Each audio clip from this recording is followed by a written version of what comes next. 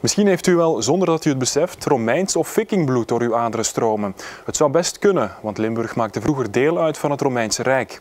Onderzoekers van de KU Leuven hebben daarom 3 jaar lang het DNA van 100 Limburgse mannen onderzocht. 50 in Tongeren en 50 in Alke. Om te kijken of er vandaag nog genetisch materiaal uit de middeleeuwen aanwezig is in onze provincie. Rond de 10e eeuw na Christus trokken vikingen door onze provincie. Sommigen hadden zelfs een vaste basis in Midden-Limburg. Maar hoeveel van dat rijke verleden zien we vandaag nog terug in onze provincie? 3 jaar lang hebben onderzoekers van de KU Leuven het DNA van 100 Limburgers onderzocht, om dat dan in kaart te brengen.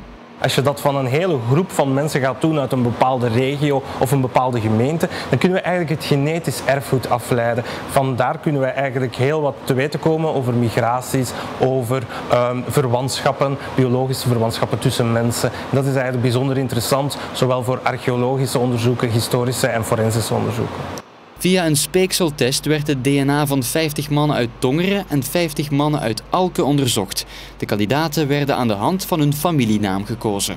We hebben eerst gaan kijken in de oudste archiefbronnen welke familienamen komen voor in Tongeren, in Alke, in de late middeleeuwen. In Tongeren is dat Bams, is dat Peuskens, is dat Palmen, in Alken is dat bijvoorbeeld Smeers. Dus dat zijn eigenlijk de typische namen die in die gemeente voorkomen.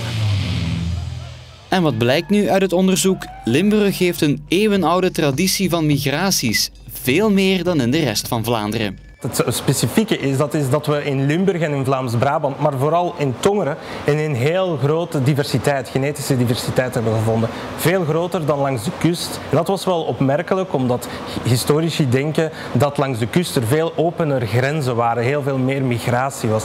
En dat blijkt dus niet zo te zijn. Kortom, Limburg en diversiteit, het is een goed huwelijk.